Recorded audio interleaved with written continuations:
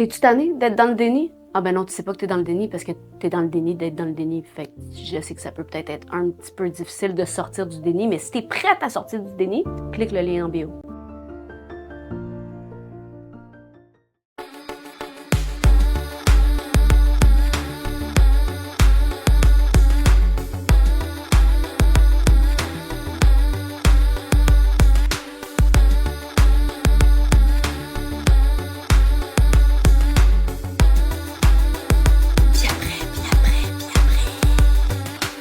C'est là.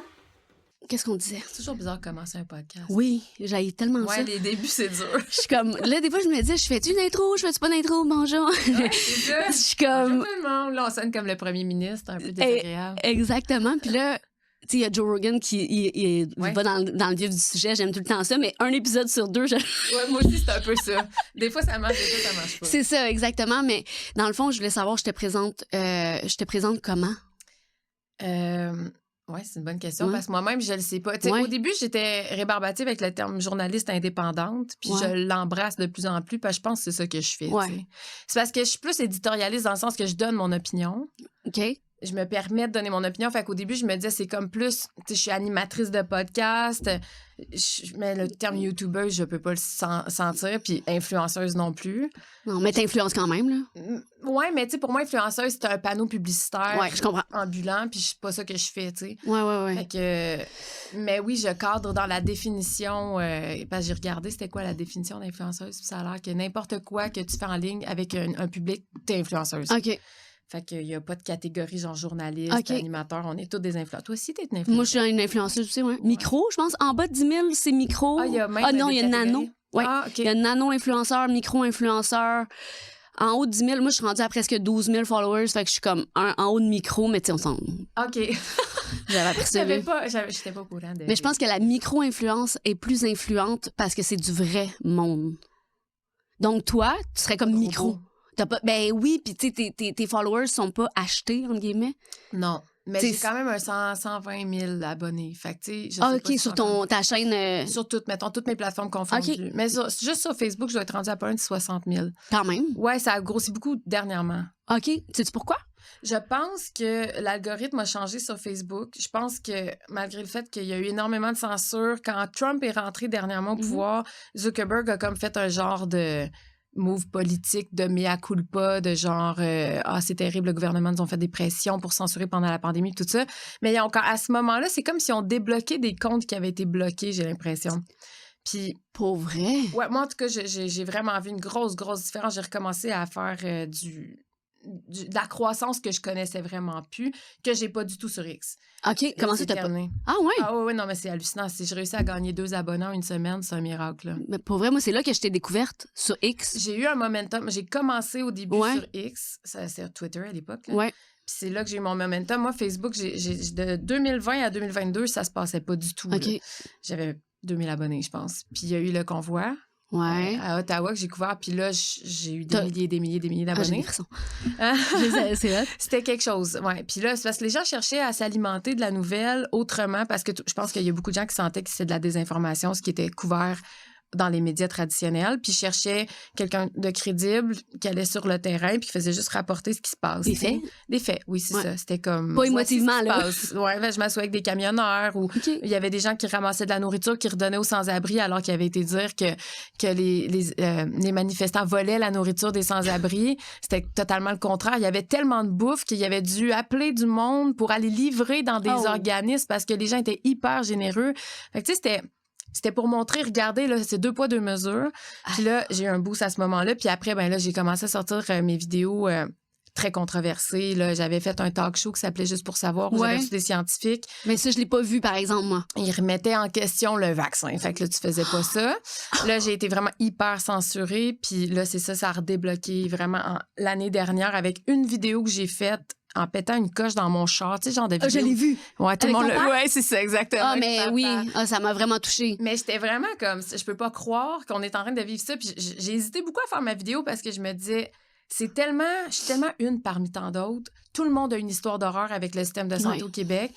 Mais je me disais, je vais le dire pareil, ça va servir à rien, je vais pas changer le monde, mais je vais le dire. Puis ça a été tellement viral. Puis d'ailleurs, je devrais faire un suivi là-dessus parce que je regarde mes commentaires, j'avais tellement de témoignages touchants Ah oui. de gens mais ça avait mené à la mort de leur mari ou qu'un docteur a laissé son mari retourner à la maison puis finalement, oui, il faisait un AVC, il est mort. Tu sais, moi, mon père, pour expliquer à ceux qui savent pas, mon père a fait un AVC, il s'est rendu, il y avait un rendez-vous avec son cardiologue, puis son cardiologue a écouté tous les symptômes de mon père puis il a dit « Ouais, mais ça, c'est de la neurologie, retournez chez vous. » Il était en train de faire son AVC.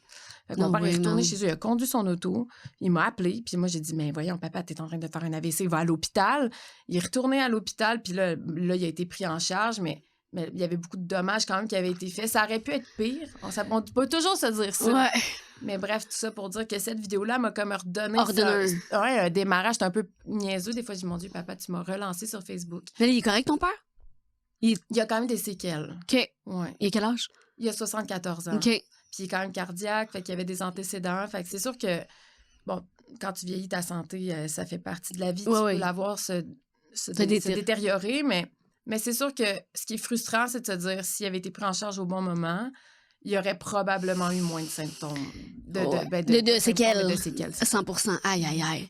Mais c'est ça, tu sais, quand on s'est parlé, je voulais t'inviter, je me disais, moi, j'aime beaucoup ce que tu fais, j'adore cette espèce de en fait, c'est ça, tu rapportes les faits, c'est ce que j'aime. Mm-hmm. Ce qu'on a peu en ce moment, c'est tout le temps très émotif, puis très... puis j'aime les choses, bien que je suis quelqu'un de très, très proche de mes émotions, j'adore les choses logiques, tu sais, qui ont un sens.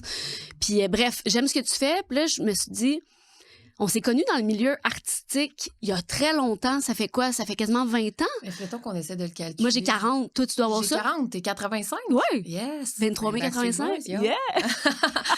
Mais oui, attends. Même génération, mais oui. Même génération, mais ça doit faire... J'étais avec Fred dans ce temps-là, je pense. Ça doit faire un bon 15 ans. T'étais avec Fred... Comment il s'appelle? Frédéric Salvaille. Salvaille, oui. Mon ex, oui. Oui. T'as été longtemps avec?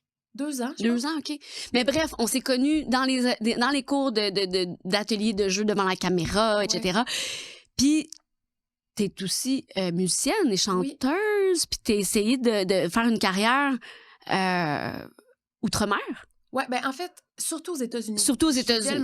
Je visais le marché américain. Ouais, pourquoi j'ai dit outre-mer? C'est pas vraiment, c'est outre territoire orange, hostile, dangereux, peu importe comment on va l'appeler, mais ouais, je visais un marché pop américain. Ouais. OK. Ouais, ça, moi aussi, je suis allée vers les États-Unis. Chantes-tu aussi? Non, moi, je suis comédienne. OK, mais c'était au niveau du jeu que tu voulais percer. Ouais. Ah ouais? J'ai eu un accident d'auto aux États-Unis en me rendant là-bas, fait que j'avais un manager puis tout, mais c'est pas à propos de moi là, mais je me suis rendue quand même loin. Donc, là. Tu parles anglais parfait. Flawless, ouais. Ah ouais, OK. Ouais.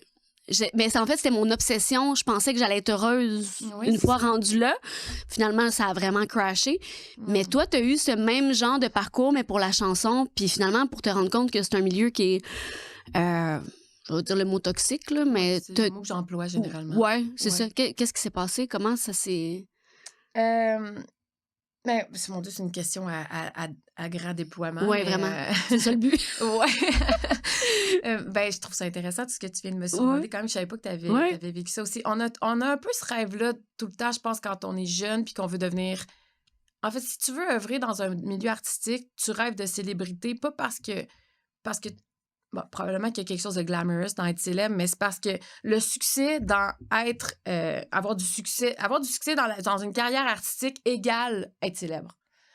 Oui. C'est souvent que ça vient ensemble. Alors qu'avoir du succès dans une carrière en droit, ben, tu vas pas forcément être célèbre, tu sais. Fait que c'est sûr que souvent, tu rêves de cette espèce de rêve américain, puis ça a tellement l'air plus beau, puis plus extraordinaire, puis tu te dis...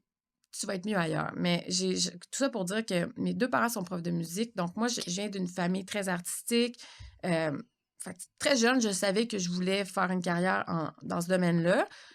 Chanteuse, je voulais être animatrice radio à 11 ans. Là, j'ai toujours voulu être là-dedans. Dans ce domaine-là. Oui, c'est ça, dans la communication. Puis je savais que j'avais une voix, mais je l'ai plus développée à partir de mon adolescence. Là, je me suis mis à prendre des cours de chant. Puis, fait que... encore au secondaire, j'ai eu des producteurs, c'était Sky, je sais pas si les gens se rappellent de You make me wanna fly avec Antoine Scott là. Oui. Antoine puis Carl Wolf étaient mes premiers producteurs, puis timing était pas bon, puis ça s'est pas passé, mais j'avais 16 ans là, 15 ou 16 ans, fait que j'ai commencé jeune À essayer. Ouais, à essayer. Tu sais, mes parents, puis je restais loin là, de Montréal. OK. Mes parents m'amenaient faire des auditions, puis c'est comme ça que je réussis à me faire découvrir. T'avais-tu un agent puis tout? Non, pas du OK, tout. OK. Mes parents connaissaient rien à ce milieu-là. Fait que c'était quand j'avais des auditions publiques, mettons, qui avaient annoncé à Musique Plus, ben là, tu sais, j'avais été faire l'audition. Mais je me suis vite rendu compte que, premièrement, c'est un milieu extrêmement faux de paraître. D'ego. Puis énormément d'ego, puis de promesses jamais tenues. Moi, ça a été rapidement ça. Là, ils te font miroiter mer et monde, puis finalement, dans l'application des choses, il n'y a pas grand-chose qui se passe. T'sais. Fait que ça a été comme le début d'un lent processus de désillusion. Mais malheureusement, tu es confronté avec le fait que j'étais jeune. Naïve. Je pense que je l'étais pas tant, mais je donnais vraiment l'impression. Tu sais, là, j'ai 40 ans, puis j'en ai pas l'air. Fait que quand j'avais 15 ans, j'avais vraiment pas l'air de 15 ans. 18 non plus. Tu sais, j'ai toujours eu l'air plus jeune que mon âge. Fait que j'avais comme... Probablement, je dégageais ce sentiment-là d'être naïve, mais tu sais, l'espèce de torque que j'ai qui fait que j'ai parti l'eau veut savoir, je l'ai toujours eu, tu sais. Ouais. Fait qu'il y avait une espèce de... Entrepreneurial, en fait, t'étais... Ouais, c'est ça, j'avais confiance en moi, puis je rentrais dans le tas, Mais donc, ça amenait comme... Peut-être pour un producteur, penser qu'il était capable d'avoir main mise sur moi, puis à un moment donné, devenait frustré de s'apercevoir que j'étais pas si malléable que ça, tu sais. Fait que j'ai eu beaucoup d'avance. Je le dis souvent, là, mais je dirais que j'ai eu... Sur tous les producteurs, toutes les rencontres que j'ai faites, il y en a juste un qui m'a pas fait d'avance. OK. De mettons, 16. Mettons, Carole puis Antoine, non, parce que j'étais jeune, là, mais du moment que je suis devenue adulte, disons. Ouais. Là. 18 ans. Mettons, de 18 à 25, là, en 7 ans, j'ai eu un seul producteur qui m'a pas fait d'avance. Fait que ça, c'était pas un beau moment. Parce que, tu sais, j'avais refusé de signer les contrats de Star Academy. Je me suis rendue en finale. Puis j'étais... Pour vrai? Ouais. Ouais, la OK. troisième batch, j'avais 19 ans quand j'ai... Puis j'étais au cégep en musique à ce moment-là. Puis c'était très mal vu, Star Academy, tu sais. Puis je l'avais fait les auditions en cachette parce que j'avais même pas dit à mes parents. Personne ne savait. Il y avait juste mon chum à l'époque qui savait. Il était venu avec moi. Mais tu sais, je voulais me mesurer à toutes les chanteuses du Québec. Tu sais, je voulais savoir où j'allais me rendre. C'était un peu pour prendre le pouls de mon talent puis de ma capacité à me rendre loin. Mais jamais j'ai eu l'intention de faire Star Academy. Mais probablement que je suis arrivée avec un tel détachement que ça a scoré, là. Tout de suite, j'ai vu Stéphane Laporte qui a fait comme... Écoute, la fille avant moi, j'attendais, là, j'étais la dernière de la journée, j'attendais pour passer l'aspirateur. Ça faisait 12 heures qu'il était là. Puis... il y avait un banc, là, puis là, il y avait comme toutes les chaises, puis là, il y avait la porte au Delta à Trois-Rivières. Puis toutes les filles, ils rentraient, puis ils sortaient, c'était entre 30 secondes puis une minute. Ça y allait, là. C'est qu'on a plus de temps à perdre. Puis moi, quand je suis arrivée, ils m'ont fait chanter ma chanson au complet. Ils m'ont demandé si j'avais une autre chanson. Ils m'ont fait chanter une autre chanson au complet. Wow. J'étais là peut-être 7 minutes, là. J'étais comme, ouais, ça se passe bien, là. Puis à ce moment-là, je me suis dit, bon, OK, là, qu'est-ce qui va se passer? Bien entendu, ils m'ont rappelé. Je m'en vais là, tout le processus. Puis Combien d'auditions, mettons? Ben, la première, c'est celle qui n'est pas filmée. Fait que là, ils te rappellent, après, ils te disent, OK, là, elle va être filmée. Puis c'est celle qui faisait comme une émission de TV avec les auditions. Oui. Fait que celle-là, je l'ai fait. Puis après, la troisième, qui était la dernière, à Montréal, on était rendu juste 50 sur 5000. Tabarnak, quand même. Ouais, 5134, si ma mémoire est bonne. Aïe, aïe. Puis là, après, ben, c'est devant... T'as les 3 juges qu'on connaît qui sont là, mais dans l'ombre, t'as plein de gens derrière, là, tu sais, probablement tous les producteurs, Julie Snyder, je sais pas qui était là. Puis c'est un peu plus stressant, celle-là. Puis là, ils te font comme, encore une fois, tu sais, t'as le styliste là, qui te dit, là, laissez-vous pousser les ongles, vous coupez plus vos ongles, c'est nous qui nous en occupons. Puis, tu sais, vous touchez plus à vos cheveux, puis on va s'occuper de vos cheveux. Puis moi, j'étais peu, là. J'avais peut-être 19 ans, mais moi, le principe de rentrer dans un moule, là, que tout le monde marche pareil, puis tout le monde porte des talons de 4 pouces, puis moi, c'est pas possible. Fait que... mais j'ai été confrontée quand même à me dire, qu'est-ce que je fais? Parce que là, tu sais, j'ai 19 ans, je suis au début de ma carrière. Stéphane Laporte a dit publiquement que j'étais son coup de cœur. Il a dit que j'étais une surdouée. Tu sais, je fais quoi, là? Puis j'ai quand même fait le choix de pas y aller parce que je me disais, je vais y aller par mes propres moyens. Je voulais comme être reconnue de mes pairs. C'était important pour moi, ma démarche artistique. J'avais pas envie de cette espèce de bypass. Machine aussi? La machine, exact. Parce qu'il faut dire, les contrats, c'était ça, des paix. Puis c'est des contrats que tu peux pas négocier. Ouais. C'est pas... T'es un numéro, là. C'est comme, tu signes ou on prend le prochain. Ouais. Même si t'es le coup de cœur, on s'en fout, là. Tout le monde chante bien au Québec, là. C'est pas une denrée rare des bonnes voix au Québec, là. Non, je suis d'accord. Fait que c'est genre, tu signes, puis c'était des 50% de ton salaire, c'est des 5 ans, renouvelables 7 ans, c'est extrêmement long. Ça a ruiné des carrières aussi, Star Academy, puis les gens savent pas ça, mais moi, je connaissais justement d'une génération avant, il y avait un gars que je connaissais qui avait fait Starac, mais il était rentré dans les 20. Parce que la première soirée, là, le grand show, c'était 20. Ouais. Puis le soir même, déjà, les gens pouvaient voter. Puis t'en avais 6 qui étaient éliminés d'un coup, 14 rentraient à l'Académie. Ouais. Mais ces 6-là qui sont éliminés sont à contrat pour 5 ans.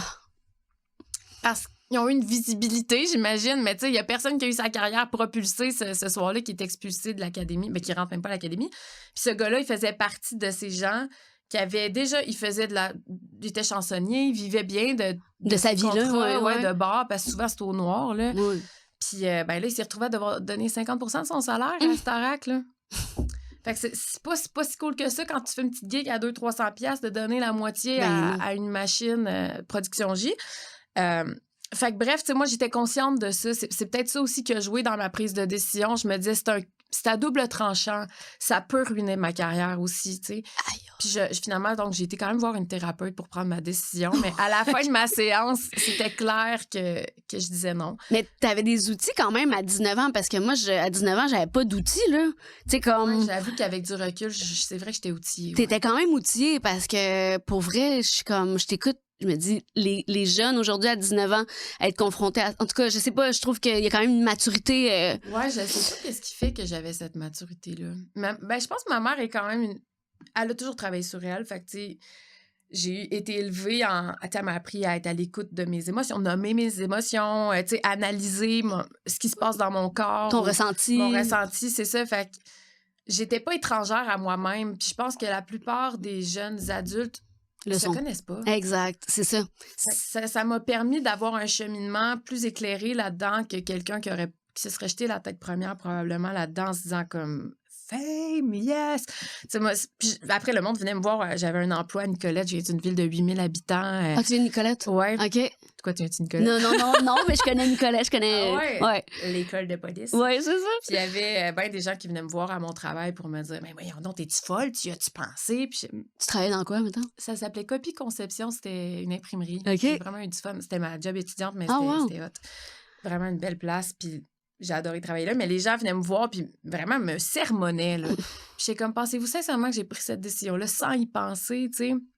Mais les gens voient pas, puis encore plus que jamais, je le réalise, les gens voient juste le film d'illusion que la TV leur présente.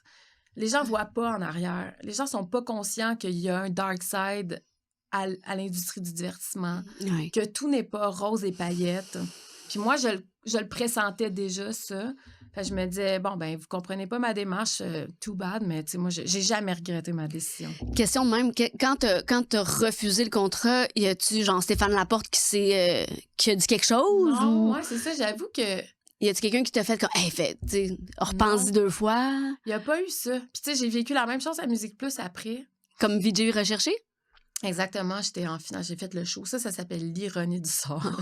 Parce que j'ai refusé de faire Star Academy parce que je voulais pas être dans une télé-réalité. Ouais. Je me retrouve 2 ans plus tard dans une télé-réalité. Mais en fait, c'est parce que j'avais pas le câble. J'avais déménagé à Montréal. Puis on m'avait dit, hey, VJ recherché, ils font des auditions encore. Puis moi, je viens de la génération Musique Plus, tu sais, Nabi. Tout le monde a commencé. C'était genre, ils animaient une journée puis ils étaient choisis sur le spot, là. Tu sais, il y avait pas de... Il y avait pas genre on dort là puis une genre d'académie. Fait que moi, je m'en vais faire les auditions. Là, je parle dans l'assistance de tout le monde. La file est extrêmement longue puis on était dehors, on se gelait le cul. Puis là, un moment donné, je vois comme... Attends, ils font une télé-réalité avec ça? Quoi? Mais tu sais, ça faisait déjà des heures que j'attendais. Puis j'étais, sérieux? Puis là, je suis là, je vais faire l'audition. Puis encore, même affaire, une espèce de lâcher-prise totale qui fait que... Ils m'ont appelé pour me dire que j'avais été sélectionnée pour... Je me rappelle plus s'il y avait une deuxième audition ou si c'était directement, mais... Puis la fille qui m'appelle, elle me dit, t'es pas contente? Tu sais, j'avais à ce point pas de... J'étais comme, oh, fudge. Je suis prise à mon jeu, là. Puis j'étais comme, bon, ben, maudit, on va y aller à l'académie. Mais c'était pas une académie, mais je me suis fait pogner. Mais Dieu merci, ces images d'archives-là n'ont jamais ressorti. Mais encore plus ironique, c'est que celui qui m'a sorti, grande révélation, c'est Yves-François Blanchette. Parce qu'il était juge, parce qu'il était le gérant de... Oui, d'Éric Lapointe. C'est lui qui m'a sorti. Puis c'est drôle parce qu'il m'a bloqué sur X. Arrête! Il m'a bloqué en tant qu'Hélo veut savoir, il doit même pas faire le rapprochement, mais je suis comme cet homme était prédestiné à pas m'aimer. Il aime pas ma vibe, j'imagine. Pourtant. Aïe, aïe. Puis là, encore une chose, tu sais, la même affaire, là, plein de monde après qui m'a dit, t'étais le coup de cœur, mais c'était dur de prendre la décision parce que c'était la première et on te connaissait pas encore beaucoup. J'étais comme, OK, mais faites-moi faire des tests de caméra, donnez-moi une chance, tu sais. Oh oui, silence radio. C'est ça, ce milieu-là. Ouais. Ça va ce que je disais tantôt, c'est un milieu de paraître, de belles paroles, mais genre, il n'y a jamais la livraison, la suite, c'est ça. Ouais, Et où la ouais. marchandise, tu sais. Aïe, aïe, aïe. Puis, dans le fond, mais t'as voulu être comédienne aussi? Ou Oui, moins? Oui, non, ça a été vraiment un rêve. J'ai étudié, en fait, dans mon parcours, là, je suis sortie de mon secondaire. J'ai fait une année sabbatique pour travailler, pour ramasser mon argent. Puis j'avais choisi d'aller étudier dans une école que personne ne connaît, qui était une école en jeu, caméra. Okay. C'est quoi le nom? À Loretteville. OK. Oui, je pense que ça doit plus exister. Ça s'appelait Cinécours. Mais j'avais pas envie de faire 6 ans d'études. Puis moi, c'est pas le théâtre qui m'intéresse. Non. Moi non plus, j'ai pas fait l'école nationale. J'étais comme, non. Mais tu vois, c'est pour ça qu'on a pris des cours de jeu. De jeu, ouais. Avec, Mais non, moi, j'étais comme, je vais-tu vraiment aller me taper 4-5 ans avec une arc? Non, man. Non, c'est ça. Pas. Je tripais pas sur l'école. Tu sais, je fitais pas vraiment dans le cadre. Même si j'étais une première de classe, j'étais pas heureuse dans ce système académique-là. Moi non plus. C'est ça, si tu dis que t'étais TDAH, en plus. Non diagnostiqué. En tout cas. Ils sont bons là-dedans, faire des diagnostics de TDAH. Mais c'est ça, je me voyais pas repartir. Fait que j'ai étudié dans cette école privée-là. Ouais. Puis ensuite, quand je suis sortie de l'école de jeu, je me suis dit, il me manque des cordes à mon arc. Ma sœur, elle venait de finir son cours. Ma sœur est 2 ans plus vieille que moi. Okay. On était très, très, très proches, mais on l'est encore, mais elle habite loin. Puis on s'est dit, qu'est-ce que tu dirais, sœur, qu'on retourne aux études en musique ensemble? Fait qu'on s'est inscrite au cégep. On a fait notre cégep ensemble en musique. Où? Trois-Rivières. OK. Trois-Rivières. Trois-Rivières. Oui, si je le dis avec l'accent local. Puis après, on est déménagés ensemble à Montréal. OK. Puis on a décidé qu'on se lançait dans ce monde avec plein de rêves. Ouais. Et bien, ça a donné... Qui se sont brisés. Beaucoup de rêves brisés. Ouais. Ouais. Mais le jeu, c'était donc, au départ, je me voyais faire de la comédie musicale. Ma sœur était vraiment plus là-dedans. Elle est très, très... Elle aurait pu être extrêmement bonne à Broadway, là. Elle est très théâtrale dans sa façon de chanter. Puis... Mais finalement, c'est ça. J'ai commencé avec une genre de comédie musicale avec Fred, mon ex. Ouais. Puis c'est ce qui m'a permis d'avoir mes crédits, de devenir membre actif de l'UDA. Puis là, je me suis mis à faire de la pub. J'ai trouvé une agente en même temps. Mais elle n'a jamais cru en moi, vraiment. Tu sais, c'est une frustration. En fait, je pense que je ne suis pas la seule comédienne qui a vécu cette frustration d'être rangée vite sur les tablettes de la pub parce que c'est un roulement facile pour les agents. Ouais. Mais... Tu sais, après, j'avais même des directeurs de casting qui me voyaient, je les nommerai pas, là, mais qui me disaient « Elle te réfère pas comme elle devrait, ton agente. » Ah, pas vrai? Ouais, vraiment. Puis j'étais comme... Je commençais à être vraiment frustrée. Mais se trouver un agent, c'est impossible à Montréal. Puis tu sais, moi, j'ai vécu à Vancouver, j'ai vécu le contraire. Hein. Ah ouais, t'as vécu à Vancouver? Ouais, puis je suis arrivée à Vancouver en me disant « J'essaie le tout pour le tout. Okay. » Je suis arrivée à Vancouver, j'ai écrit aux plus grosses agences à Vancouver. Ils m'ont rappelé toutes les agences. Ici, c'est comme t'écris aux plus grosses agences, mais les guilt trips, la condescendance que je me suis fait servir, j'ai envie de nommer des noms, mais je vais me retenir. C'était tellement arrogant, c'était tellement méprisant, puis méchant. Je me rappelle, là, je me suis effondrée tellement souvent, là, puis c'était comme, ben, t'es qui, là? T'as rien fait. Puis, tu sais, ils te parlent de même, là. J'extrapole pas, là. Vraiment, t'écraser comme une coquerelle pour te faire sentir comme une moins que rien. Alors que j'étais comme, non, je pense pas que je suis nulle. Je pense que j'ai du talent, puis je pense que j'ai cette fibre, cette sensibilité-là, cette capacité à communiquer. Mais on dirait qu'il y a comme une espèce de power trip de te faire sentir comme une sous-merde qui est très, très typique au Québec. J'ai pas vécu ça non plus à Los Angeles, puis j'étais à LA plus qu'une fois.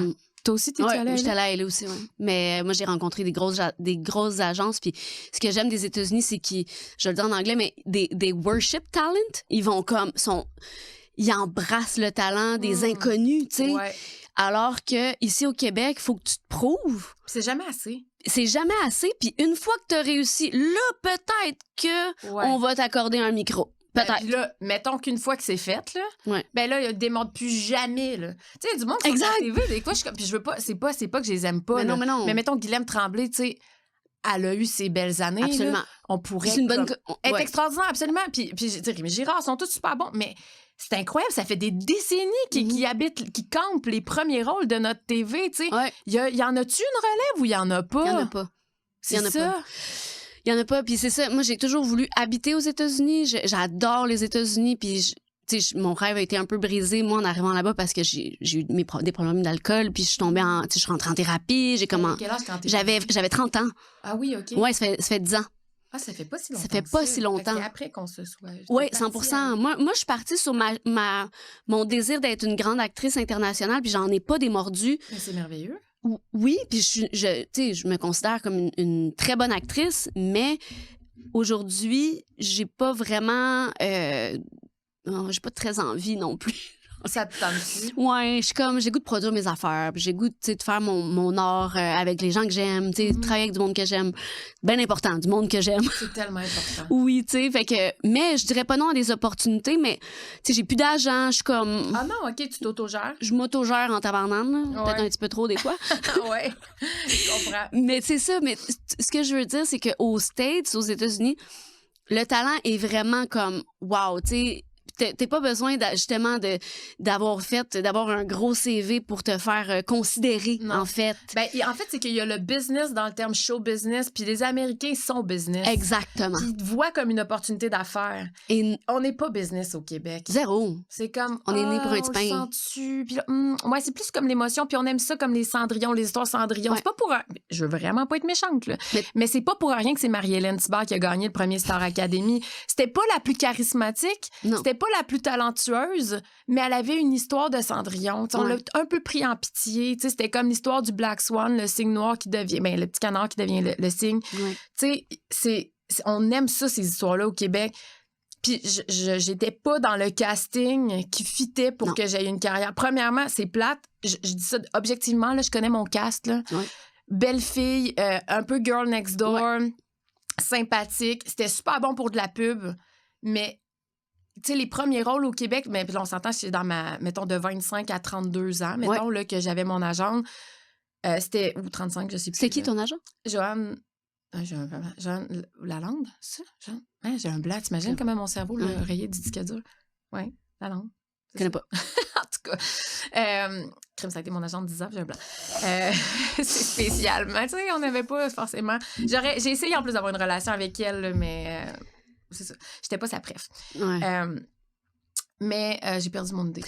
Dans le fond, tu disais Marie-Hélène Thibert, comment le casting, ton casting. Oui, mon casting, c'est ça. Je pense que, puis encore moins aujourd'hui, j'aurais une chance parce que là, je suis pas latina ou je suis pas noire. T'es pas asiatique. C'est ça. Tu sais, je me rappelle commencer là, à la fin de mes auditions de pub, là, j'étais un petit peu genre comme, mais c'est quoi qui écrivait là? 30 vies ethnique ou non, tu sais, d'écrire comme il faut, c'est on aime ça là, que ton ethnie soit floue là, genre l'inclusion là, c'est quoi qu'ils disent maintenant dans les breakdowns encore ça. Non, il y a avant la pandémie, mais ça existait un peu, non? Ça avait commencé, mais ils appelaient ça genre ethnie, c'était par rapport aux ethnies. Toute ethnie visible, non visible ou je sais pas trop. Mais tu sais, genre ils voulaient là, les bienvenus. Puis moi j'ai pas une face, tu sais, je suis blanche, je suis très caucasienne. Ben, ouais, pure laine. Mes parents sont québécois. Tu sais, c'est ça. Fait que je suis bien plate de même. Mais tu sais, crime, je pensais que c'était ça le Québec, mais ça a l'air que de nos jours, puis il y a bien des gens qui vont dire, hey, c'est pas vrai, il y a encore bien plus de blancs à TV. Mais oui, mais on est bien plus nombreux au pourcentage, au prorata, il y a bien plus de blancs. Mais à un moment donné, c'est devenu comme obligatoire. Hey, c'est pas compliqué, moi j'écoute plus la TV, mais quand je vais au cinéma avec mon chum, c'est là qu'on voit la pub. Puis à chaque fois, on est crampé. Ouais. C'est juste des noirs avec des... Tu sais, les couples, c'est un noir avec une asiatique. Là, c'est tellement... Autochtone aussi. Ouais, c'est poussé comme acrobat, on le rentre de force. Là, tu sais, c'est pas... Aux États-Unis, je comprends qu'il y ait plus d'Afro-Américains. Oui. Parce que la population est quand même grandement afro-américaine. Oui. Mais ici, c'est comme au prorata, ça n'a pas rapport. Non. Fait qu'il faut se calmer le pompon un peu avec l'inclusion. Mais bref, à l'époque, j'avais pas le casting pour être une chouchou de la TV québécoise. Puis en plus, j'avais pas fait l'école, fait qu'on me regardait de haut. Fait qu'il y avait comme tout ça. Puis bon, après, je pourrais rentrer dans les affaires plus personnelles, mais tu sais, j'ai laissé... Fred, quand on s'est laissé... Il a pas forcément parlé en moi. Il s'est excusé quand même, fait que je me permets de le dire publiquement. Mais il m'a pas fait une bonne réputation, fait que il le prenait pas, je l'ai quitté. Fait qu'il y a comme des gens qui ont pris parti. Ça a fait en sorte que c'est comme le processus. Moi, je suis partie à Vancouver après. OK. Puis... Fait quelle année, mettons, ça, Vancouver? Je suis partie en 2017 à Vancouver. 2017-2018. Tu vois, moi, j'avais mon accident d'auto en 2016, à 30 ans. Fait que t'es partie... Moi, je suis partie. En 2016, j'ai eu un accident d'auto aux États-Unis. Je suis rentrée en thérapie. J'avais un manager puis tout, là. J'avais tout mon set aux États. Ah ouais. Mais j'ai crashé, je suis rentrée en thérapie. Je suis restée 3 mois à LA. Je suis revenue au Québec, puis ma vie a changé. Ah, ouais. Ben fait qu'en même... Dans le fond, moi, c'est 2016 que ça va... Dans 3 jours, j'ai 10 ans d'abstinence. Wow! Ouais, merci. C'est bien cool. Ouais, mais fait que toi, t'es partie en 2017 à Vancouver. Ouais, avec mon chum. Puis, parce que mon chum aussi avait comme son trop-plein un peu. Mon chum aussi dans le milieu. Puis, on trouvait, tu sais, cette espèce de consanguinage là, du Québec. Ouais. Je vais pas juste faire du Québec bashing, mais c'est sûr que si je travaille plus dans ce domaine-là, c'est parce que j'ai fini par être vraiment écœurée, tu sais. faute d'un plus beau mot, là, littéraire. Amer, on va dire. Ben non, pas amer. Non, c'était écœuré. Écœuré. Ouais, OK. ouais, j'étais vraiment écœurée. C'est comme Je te si file. il y a une injustice par rapport au talent. Puis c'est même pas juste par rapport à moi. Tu sais, je me rappelle quand David Lahaye avait fait sa sortie. Te souviens-tu de ça? Il avait écrit un article, ça avait été vraiment beaucoup partagé sur Facebook dans notre communauté. Il avait pété sa coche parce qu'il était écœuré. Il était comme... Je suis partie vivre à L.A. Ouais.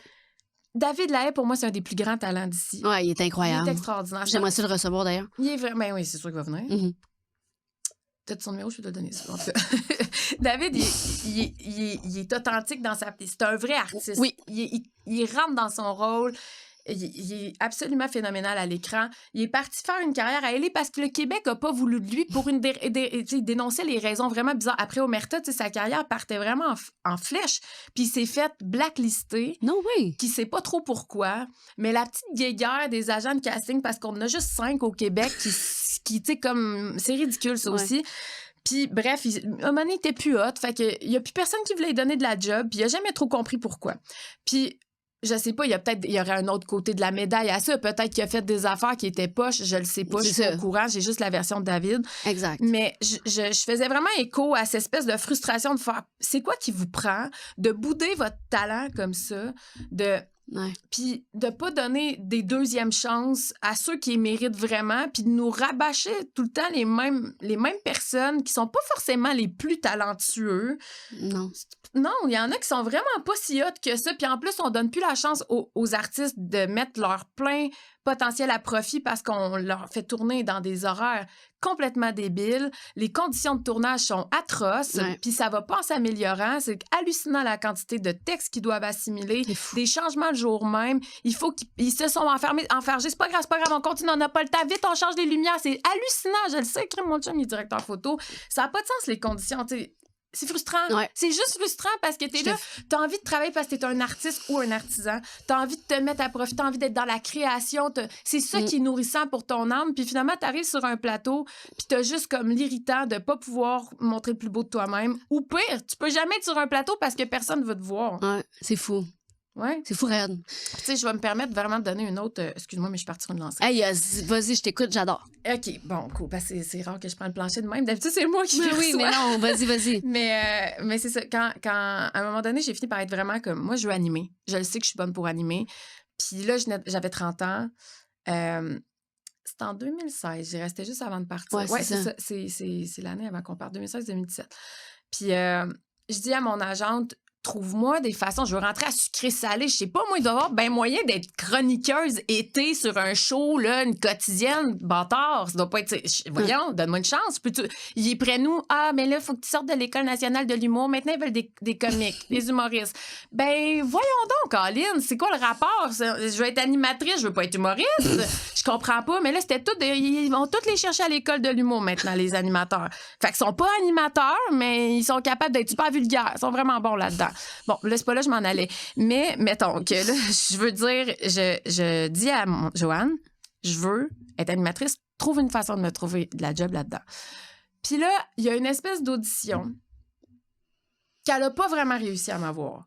Mais elle dit, j'ai su que là, il y avait Ricardo Larrivée, notre Ricardo international, et Francis Redé qui vont faire une émission de cuisine, mais ça se veut une quotidienne où ils vont couvrir l'actualité culinaire. Puis ils cherchent des chroniqueurs. Fait que j'ai OK. Mais là, ils veulent pas te voir en audition. OK. Mais tu sais, les gens réalisent pas à quel point c'est ça. Là. Aux États-Unis, ils auraient fait un casting call, ils auraient vu tout le monde, même le dos qui travaille au dépanneur, là, parce que c'est peut-être lui qui va être le meilleur pour la job. Mais ici, c'est non, tu né d'une famille de déjà des comédiens qui faisaient du doublage depuis qu'ils sont nés. C'est de même que ça marche. Fait que... Ça me dérange pas, je travaillerai plus jamais, anyway. Fait que je peux me permettre de dire tout ce que les acteurs osent pas dire, là, me le dire. Fait que j'ai travaillé vraiment longtemps, assez longtemps pour comprendre la game, là. Ah non, on n'a pas besoin de ça. Anyway. C'est tellement... on n'a pas les conditions idéales pour faire fleurir notre talent au Québec. 100%. Fait que là, finalement, j'ai la chance d'avoir un chum qui est extrêmement talentueux. Fait que je dis, Jérôme, on s'en va, on me fait un self-tape, let's go. Fait que il y a le pied du courant à Montréal, tu sais quoi. Fait que c'était la fin de semaine. Je dis, on va aller au pied du courant, puis on va aller faire comme si on capte un peu Je dis à ma soeur travaillait dans un restaurant dans le Vieux-Montréal dans ce temps-là, puis je dis, on va faire des mocktails. elle a toujours des petits sirops de rhubarbe puis de menthe dans son frigidaire. Fait qu'on part, puis c'est elle qui est comme ma barmaid qui m'explique comment faire des cocktails. On fait ça. Il me montre de quoi, mais rapido presto, on l'envoie le dimanche. Attends, en français ou en anglais? En français, parce que c'est pour Ricardo puis Francis. OK, oui, à Radio-Canada. OK. Mais pour te dire, là, c'est tout l'effort qu'il faut mettre. Oui. Puis là, je suis pas encore en audition. C'est juste pour qu'on me voit en audition. Ah, je sais ce qu'on Puis là, mon chum m'a fait un super montage. C'était vraiment super bien. On l'envoie un peu trop tard, mais finalement, ils ont tellement capoté qu'ils m'ont voulu en audition. Puis quand je suis arrivée en audition, ils savaient déjà dans leur tête qu'ils me prenaient. Puis je l'ai eu. Mais je l'ai eu pas si aisément que ça. Parce que là, pas Ricardo, je pense que c'est surtout Francis qui avait capoté sur mon cas. Mais là, il fallait qu'il aille convaincre Radio-Canada. Ah. Vous avez Ricardo puis Francis Redé, qui sont là, des A-listers, là, genre des... Ricardo, je pense pas qu'il y a plus connu que lui au Québec. Là. Je veux dire, oui, c'est pas un comédien, mais tabarouette, il est big, le Ricardo. Là. Puis en plus, il est avec Francis. Tout le monde l'aime, Francis. Il est fin, tout le monde aime Francis. Mais là, vos chroniqueurs, il faut qu'ils soient connus aussi. Fait que là, c'était comme, ouais, mais on la connaît pas, puis elle sort d'où elle? Pendant 2 mois, j'ai vécu l'été le plus anxiogène de ma vie. On veut vraiment, mais on peut pas te garantir qu'ils vont te prendre, puis finalement, ils m'ont pris, mais il fallait tout... Je faisais tout moi-même. J'avais pas de caméraman. J'avais pas d'assistante. J'avais rien. J'arrivais avec une gizmo, là, genre une caméra que tu filmes en selfie. Ouais. Fallait que je fasse signer mes releases pendant que je tiens la caméra, pendant que je fais l'entrevue. En tout cas, c'était vraiment... Mais c'est ridicule. Mais ça a été une super expérience, je reconnais, puis j'ai eu du fun. Mais encore une fois, est-ce que ça te permet de mettre ton plein potentiel à profit? Pas du tout. Puis après, est-ce que Ricardo m'a redonné une job? Non. Est-ce que Francis m'a rappelé quand je l'ai retexté plein de fois, il m'a plus jamais réécrit. Oh oui. Je t'aime, Francis, mais je comprends pas. Je comprends pas cette façon...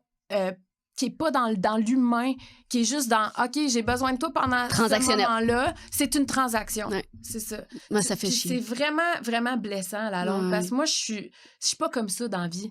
Fait que j'ai fini par faire « Est-ce que j'ai besoin vraiment de travailler dans ce milieu-là? » Non. Non, la réponse est non. Ben, c'est clairement non. C'est clairement non. Ouais. Ben, donc, ça donne un bon portrait de comment tu l'as vécu, puis ça me touche parce que je sais tellement tout ce que tu dis, je l'ai vécu, puis c'est difficile de parler de ça parce que tu veux pas justement te faire blacklister ou peu importe, puis tu sais, à un moment donné vient un moment où tu fais comme ben je sais qui je suis. Exact. Puis moi, je sais avec qui je veux travailler, je sais avec qui je ne veux pas travailler. Puis tes opportunités d'audition que je n'ai pas, parce que j'en ai pas en ce moment d'opportunités d'audition, ben je m'en calisse. Je suis comme... Genre, c'est ça, je suis comme... Ben, c'est le beau d'avoir 40 ans. Oui, c'est ça. Mais à 30... Ouais, puis à 30 ans non plus, c'était pas ça. À 30 ans, je voulais être aimée, là. À 30 ans, je voulais que tu me reconnaisses puis que tu m'aimes, puis tu sais... Mais aujourd'hui, je suis comme, je vais produire. Tu sais, comme là, toi, tu t'es rendu à faire Hello veut savoir. Tu vas m'en parler. Ça fait 5 ans que tu as lâché? Ben, ça fait 5 ans et demi. Ça va faire bientôt 6 ans. En mai, ça va faire 6 ans. OK, c'est ça. Fait que là, tu as 40, 35. J'essaie de faire des calculs. T'es resté combien de temps à Vancouver? Juste 1 an. Un peu plus qu'1 an. Mais ça après Ricardo? Oui. Mais en fait, c'est ça. On a fait... Moi puis mon chum, on a travaillé... Mon Dieu, je le révèle dessus. Mon chum a honte. On a travaillé sur Occupation Double ensemble. Oh oui, mais tu l'as écrit sur ton site. Je l'ai-tu dit? Oui. Ah, OK, on va faire Bali. sûr. Oui, on a fait Bali. Oui, c'est Bali, ça. Mais écoute, là, je vais tout de suite comme rassurer les gens. Non, j'étais pas devant la caméra. On n'était pas des participants. On faisait les voyages ensemble. OK. T'avais pas d'enfant à ce moment-là? Non, c'était juste avant. On avait quand même... Non, c'est ça. On n'était pas rendu à essayer. Non. C'est après, en venant de Vancouver, qu'on a essayé. Fait que on est parti au dé, puis... Ça a été une super expérience, vraiment, pour le couple, parce qu'on est 24 heures sur 24 ensemble sur le décalage horaire pendant 9 semaines. Oh my God! Ah, man, je suis devenue, mais genre... Un monstre? Il y a eu une crise que j'ai faite, j'en ai reparlé il n'y a pas longtemps. Je suis en train de lire un livre sur le sommeil. Tout le monde qui suit Hello veut savoir de faire crime la fille, ça fait 1 an qu'elle lit son livre, elle en parle tout le temps. Il est vraiment dur à lire parce que c'est très, très scientifique. Mais c'est du Dr. Matthew Walker, pour ceux qui connaissent, c'est un expert en sommeil, puis c'est vraiment intéressant. Puis il explique, quand tu manques de sommeil, comment tu peux devenir, mais vraiment un monstre. Là. Puis ça explique explique tout ce qui se passe chimiquement dans ton corps, pourquoi tu perds complètement ta capacité à te gérer. Puis finalement, c'est comme ton cerveau reptilien qui prend le dessus. Aïe, aïe. Mais la dernière semaine, la semaine 9, là, j'étais plus de mon premier, j'étais malade. J'avais une pharyngite que je traînais depuis le début. T'es tout le temps dans des avions, tu dors jamais. OK. C'était quand même difficile par rapport à ça, mais par contre, ça a été super cool. Puis dans le fond, on est parti sur OD. On a fait le tour du monde. On a travaillé, puis on avait tout le long nos valises parce qu'on savait qu'on revenait pas à Montréal, puis on arrivait à Vancouver. OK. Fait qu'on a quitté Montréal en août, puis on a fait le tour du monde avec OD, puis ensuite on est arrivé à Vancouver. Pour ton année. Pour ton année de vie là-bas. Exactement. Puis on savait pas que c'était une année, on s'en allait là. OK. On s'est dit, on va voir comment ça se passe. Mais la vie étant ce qu'elle est, ça a été plein de réponses. Pour moi, ça a été une année, probablement la plus belle année de ma vie. Ça a été extraordinaire comment il y avait de la synchronicité, il y avait de la magie. On a rencontré la première journée des gens là, extraordinaires, une communauté de Français puis de Québécois. Ils nous ont pris sous leur aile. Wow. J'ai jamais eu une vie sociale aussi active. À tous les jours, il y avait un 5 à 7 sur la plage, puis on habitait juste en face de la plage. On s'est trouvé un appart extraordinaire. Wow. Ça a été vraiment merveilleux comme expérience. Puis, tu sais, comme je disais, j'ai écrit à The Characters, qui était mon agence. Ouais, je connais. Ils sont à Toronto. Ils sont aussi à Toronto. Ouais. C'est la plus grosse, la meilleure agence au Canada. Ouais. Pour te dire, c'est pas pantoute la même game qu'au Québec. J'arrive, je leur envoie mon CV, ils sont comme, on te veut. Puis, tout de suite, j'ai commencé à redécrocher de la pub là-bas. Wow. Fait que c'était vraiment pas la même game, là, tu sais, c'était vraiment cool. Mais encore, je voyais que j'allais faire juste la pub. Parce que là, mon accent, il dérangeait. Fait que j'ai commencé à me faire coacher avec un coach d'anglais qui, lui, était un méga big shot. Il a coaché tout le monde. Là, OK. C'est qui? Ben Affleck, Chris. C'est un blanc. Chris, je me rappelle plus son nom. Je te le dirai après si ça t'intéresse, mais il est vraiment top. Fin, extraordinaire. Je l'ai tellement aimé. Puis lui, il m'a donné une job de dialect coach. Fait que ça veut dire de coach de français sur des plateaux genre nice. américains, le genre des Avengers. C'était-tu des Avengers? En tout cas, c'était genre des séries... Marvel, là, c'était vraiment bien. J'étais assise j'avais ma chaise, puis j'étais assise à côté du réal. Puis là, je corrigeais, j'étais comme, oh shit! Fait que là, j'ai fait mes crédits ACTRA. Tu sais, ça a été vraiment, que je paye plus parce que moi, je pense plus travailler, mais ça a été vraiment une super belle expérience. Puis ça m'a comme aussi, premièrement, confortée dans le fait que tu peux créer ta vie, si tu te donnes une page blanche, on dirait que c'est comme plus facile de t'amuser avec la vie. Je le vis beaucoup quand je fais des voyages en sac à dos aussi. Puis on dirait que quand t'arrives sur pas ta page blanche, ta page ici qui est comme déjà dessinée, établie dans ta routine, on voit pas comment la créer autant, cette vie-là. Mais c'est la même vie. Complètement. Tu sais, je me dis, il faut juste que je trouve une façon de faire copier-coller dans mon quotidien, dans ma routine, mais c'était vraiment merveilleux. Puis là, j'ai écrit mon livre. Ça a été, parce que si on veut parler on a plein de sujets de conversation, là, je sais pas c'est quoi le temps. On a le temps. Mais ça faisait 4 ans que je faisais de la recherche sur le côté obscur de Hollywood. Ouais. Puis ça faisait longtemps que en fait, depuis que je suis petite, que je veux être auteur. Là, mes parents pensaient que j'allais être auteur un jour parce que je savais même pas écrire, puis je brochais des feuilles de papier, puis je faisais des dessins, puis je créais des histoires. Tu sais, j'avais beaucoup d'imagination.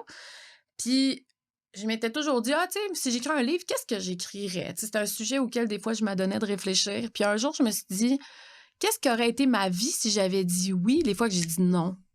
Si j'avais comme mis ma morale de côté les fois que ma morale m'a permis de garder le cap, le cap, puis le nord. Puis je me suis mis à avoir envie d'explorer un peu ça. Tu sais, comment on peut se perdre dans Hollywood. Puis je me suis mis à faire de la recherche qui m'a menée, mais vraiment loin. Là, toute ma spécialité, finalement, avec Hello veut savoir maintenant, qui est le côté obscur du divertissement, puis aussi comment la télévision... Tout ça peut nous manipuler, là, cette de manipulation. Je pense qu'il faut que les gens comprennent que c'est rendu plus de la propagande qu'autre chose, ça, à quoi on est exposé. Mais vraiment, beaucoup de recherches, puis ça a été extraordinaire, ça aussi, le processus. Puis, rendu à Vancouver, j'ai écrit mon livre. Puis ça a été la plus belle expérience de ma vie. Ça a été vraiment, vraiment extraordinaire. Puis j'avais jamais fait ça, puis je me disais, comment je vais faire pour écrire un livre? Le plus long que j'ai écrit, c'est peut-être 10 pages. Tu sais, comment on fait pour écrire un livre? Puis je me suis ramassée, c'est très drôle parce que j'avais 666 pages quand j'ai fini. Mais voyons. Puis je me suis dit, faut que j'en enlève, j'aime pas le chiffre. Mais de toute façon, là, je l'ai réécrit, puis je suis rendue à vraiment peut-être. Mais t'as-tu publié? Non, c'est ça, c'est mon objectif de publier cette année. Puis je trouve ça drôle parce que, tu sais, j'ai eu mes enfants, j'ai eu ma chaîne, j'ai pas été capable de le sortir avant. Puis il y avait besoin d'être retravaillé, je trouvais. Puis j'avais pas le temps, tu sais, 2 enfants, tous Mais ceux qui oui. sont parents doivent avoir une petite idée à quel Ils ont point quel c'est âge, tes enfants? Mon petit garçon, il a 3 ans, puis ma fille, elle a 5 ans et demi. OK, on a eu des enfants en même temps, presque. Ah, Mais t'as-tu des enfants? j'en ai 2, Mais oui. voyons donc, attends, je savais pas. Mm. Ils ont quel âge? 7 ans puis 4 ans. Ah, wow! OK! Ouais. OK, fait quand même un avant la pandémie. Ouais, Éloi est né en Il 2018. s'appelle Éloi. Oui, puis Ariel. Ah! Toi? Ariel, c'est un petit garçon? Puis un petit gars, une petite fille. OK. Toi? Je dis pas les noms. OK, tu Parce que fais je suis tellement... C'est correct. Ouais, j'ai pas envie de... que les gens aient le même nom ou ça a du rapport? Non, c'est plus parce que j'ai des bons haters. Oh, fuck, OK. Ah ouais. Fait que j'essaie de protéger un peu leur Oh shit, ah leur ouais, je savais identité. pas. OK. Ah, on prend pas de chance, tu sais. Ouais, non, tu fais bien. Ouais, fait que Mais je c'est- fais attention à ça. OK. Mais ouais, fait que je te dis off-cam si tu veux. Ouais, ben oui. Mais c'est ça, fait que je pense que ça a été... Puis Hello veut savoir est sorti, mettons... je pense que j'ai parti mon Wix en mai 2020. Ouais. J'ai sorti ma première vidéo en juin 2020, puis j'ai accouché en juillet 2020. OK. Puis en juin, là, tu sais, j'ai pogné vraiment énormément d'abonnés. Ça a été explosif quand je suis sortie. Puis là, j'ai eu un bébé, puis là, j'avais plus le temps de Aïe, faire aïe. du contenu. Fait que, tu sais, mon livre, ça se pouvait pas, là, tu sais. Puis j'avais beau me dire, faut que je retrouve une façon, c'était pas possible.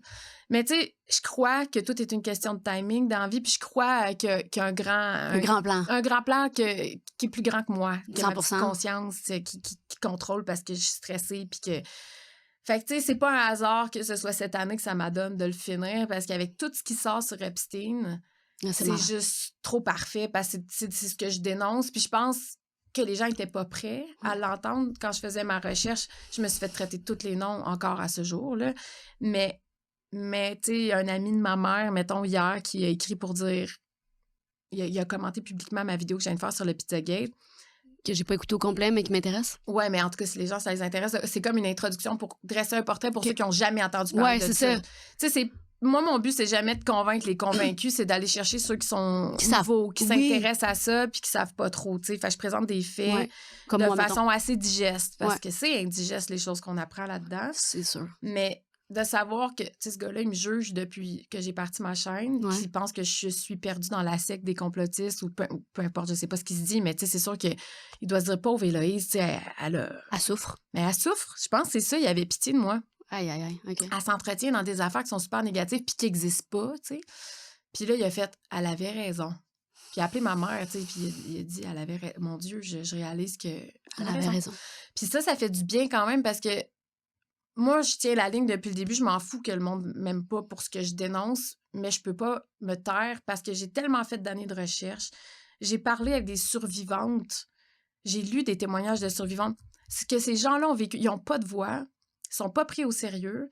Puis je trouve ça important que la société commence à comprendre qu'on a un devoir moral de protéger nos enfants collectivement. Puis de savoir qu'il y a du trafic humain qui implique des enfants à une échelle internationale, qui implique les dirigeants, qui implique des policiers, des gens de haut poste dans notre société. Ouais. Ça devrait poser problème à tout le monde. Tout le monde devrait se sentir concerné. Absolument. Fait que, tu sais, j'ai pas l'intention de me taire, puis donc, c'est ça, mon livre va sortir cette année, puis c'est comme une belle boucle. J'espère que le lancement va bien aller, puis Mais oui, j'ai oui. mon stress par rapport à ça, parce que, tu sais, je suis shadow ban, puis j'ai de la misère à faire parler de moi. Attends, puis c'est quoi Shadowban? Ça veut dire quoi? ça veut dire que l'algorithme m'aime pas. Fait que, tu sais, je suis pas Ok. référencée. Mettons, sur YouTube, là, c'est juste complètement ridicule. J'ai 30 000 abonnés, puis j'ai de la misère à avoir 5 000 vues sur mes vidéos. Ah, Alors, ça veut ouais. dire que mes propres abonnés voient même pas mon contenu. Aïe, aïe, aïe. Ou OK. très peu. Fait que je vais encore moins trop. Tu sais, je suis pas référencée, puis je développe pas ma chaîne. Tu peux-tu payer pour que ça se débanne ou non? Non, puis tu sais, en plus, je poursuis YouTube. Fait que c'est sûr qu'il n'y a pas de danger qui vont commencer à m'aimer. Tu sais, je pense pas que je vais commencer à avoir une belle relation avec YouTube. Ouais. Mais au moins, avec Facebook, il y a possibilité. J'ai demandé à avoir le crochet bleu, mais je suis sur une liste d'attente. Je comprends même pas pourquoi. Ah, OK. Ouais. Mais ça devrait m'aider. Puis Facebook, au moins, je sens que c'est débloqué. Mais tu sais, le shadow ban, on s'en sort pas. Là. Ça fait partie de... C'est une forme de censure. Il y en a à la télévision. Ouais. Il y a des idées qu'on n'a pas le droit d'entendre à la télévision. Ben, il y a des idées qui n'ont pas le droit d'être populaires sur Internet. OK. C'est le monde de contrôle dans lequel on vit. tu sais. Ouais. Aïe, aïe, aïe. T'as dit quoi? Ton livre, là, dans le fond, est-ce que tu vas dans l'autopublication? Parce que je suis comme... Je suis pas rendue là encore. T'es pas rendu là? Mais non? je pense que oui. Ouais. Ben, tu sais, j'ai quand même pris le pouls de plein de monde autour de Oui. moi. J'ai essayé à l'époque de l'envoyer dans des maisons d'édition, puis je me suis fait dire non, ça m'a gossé. Mais Ouais, c'est normal. tu sais, je suis pas connue, puis le sujet est vraiment pas populaire. Ben, t'es pas connue. Moi, beaucoup de monde te connaît, là. Ah, mais je t'ai pas connue quand je l'ai envoyé, Ok. c'était en 2018. Mettons. Ouais, OK. Personne me connaissait. Mais là, t'es rendu connue, là. Ouais. Ouais, mais tu sais, ça me tente pas, on dirait, de me faire rejeter encore. Je pense que c'est ce qui prime. Mais l'autopublication, c'est super. Ben, c'est ça. C'est vraiment wow, là. Je pense que c'est la façon de faire maintenant parce que, premièrement, tu fais bien plus de profit. Ben Puis, oui. ça me tente pas d'avoir écrit un livre pour... Qu'il se fasse pas lire? Ben, qu'il se fasse pas lire. C'est sûr, le but ultime, c'est de répandre de l'information. Puis je me dis, j'ai le droit d'aspirer à faire de l'argent avec mon livre. Absolument. On dirait que c'est pas permis au Québec de faire de Ben, l'argent. c'est sûr, t'en feras pas au Québec. C'est sûr. C'est pour ça que je vise le marché français aussi. Puis j'ai l'intention d'aller le lancer en France. Fait que là, il faut tout que je pense à ma stratégie. Ben oui. Là. Tu travailles-tu avec des gens? Tu travailles-tu avec, mettons, des gens qui font justement des stratégies ou t'es pas mal... Moi, je suis très, très on my own, très tu seule. t'autogères pas mal. Comme toi. Ouais. Puis j'ai besoin de trouver de l'aide. Ouais. On en a besoin. Mais à chaque fois que j'ai essayé de m'associer avec des gens, ça s'est très mal passé. Je sais, moi aussi. Ouais, puis c'est ça, je me dis, c'est-tu moi, Colline, qui était... Mais on dirait que la vie m'envoie toujours le message, continue de faire ton chemin tout seul, fille. Je te jure, là, moi, là, je pense que, de un, t'es pas tout seul parce que t'es clairement protégé, là, t'es divinement protégé, mais je pense que des fois, c'est bien de s'écouter puis d'avancer sur son chemin, puis à un moment donné, les choses s'ouvrent d'une manière que t'aurais peut-être pas prévue, comme t'es en train de vivre à quelque part, puis je veux dire, l'autopublication, ne serait-ce, mettons, c'est Amazon Publication, je veux dire, c'est un réseau complet de gens qui vont connaître ce que tu fais. Ben, je sais pas si t'as des réticences envers Amazon, là, Non, ou... j'y pense vraiment beaucoup à Amazon. Parce que si je me publie moi-même, c'est la job de, comme, premièrement, stocker tous les livres qu'il faut que j'achète à la base chez nous. Ah non, oublie ça, là. Faut que je les envoie par la poste. C'est ingérable. Je me trouve une... Ben, c'est gérable. Si t'en vends 20... Ben, tu sais, je connais... Il y a une fille qui est venue à mon podcast, elle s'appelle Nancy Meggs, la sourcière sur Internet. OK. Elle a s'est auto-publié, c'est un livre de recettes, là, c'est comme complètement différent, mais... Elle les envoie, elle-même? Ouais, mais c'est une job de fou, là! Tu sais, j'y ai parlé, j'ai posé plein de questions, mais elle fait pas mal plus d'argent, elle fait 15$ par livre au lieu de 3. Mais elle travaille mauditement plus. Fait que, tu sais, en bout de ligne, elle se paye le temps qu'elle a mis. Mais avec Amazon Publication, tu vas faire 60% de ton profit. Tant que ça? Ouais. Ah, ouais, comment ça, tu sais ça? Tu publies un livre? Non, mais j'ai écrit des livres. Ah ouais? J'en ai écrit 3. Ben oui, non. Ah ouais. Puis tu les as publiés sur Amazon? Non, je les ai publiés avec des éditeurs. OK. J'ai eu des belles expériences. Ah wow, OK. Mais dans le fond, j'ai eu les droits de translation. J'ai eu les droits de traduction. Dans le fond, j'ai les droits de mes livres. Fait que tu peux les publier en anglais maintenant. Ouais, puis je vais le faire sur Amazon. Ah, cool! Ouais. T'as-tu commencé à les traduire? Ouais. C'est de la job. Moi c'est de la job. De traduire en anglais. C'est pour ça que ça me prend du temps. Ouais. Parce que... Mais oui, puis tu veux qu'il soit en anglais ton livre, là, c'est important. Vraiment. Tu veux reacher le plus de gens possible, mais c'est de la job. Tu sais, moi, je l'ai fait faire par un système d'intelligence artificielle, entre guillemets. Là, je leur passe tout au compte. Tout leur lire après. Oui, ouais. tu sais. Mais c'est quand même bien fait, l'intelligence artificielle. C'est très bien fait. Puis, tu sais, là, je travaille avec un dude de Amazon Publication, fait que j'ai payé le package.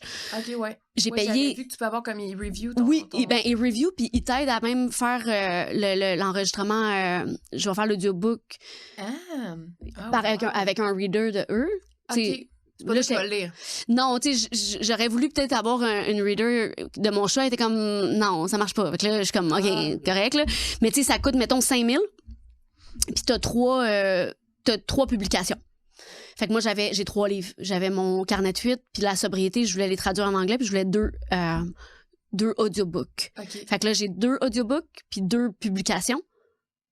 Je pense que c'est un total de 5. Bref, ça m'a coûté 5 000. Publication étant ton livre. Oui, exactement. Étant mon livre en anglais. OK. Fait que dans le fond, fait que là, ça m'a coûté, mettons, 5 000. Puis après ça, ben, je sais qu'ils prennent, je pense, je dis 40 %, mais c'est peut-être moins. Tu fais quasiment 80 % de tes profits, là.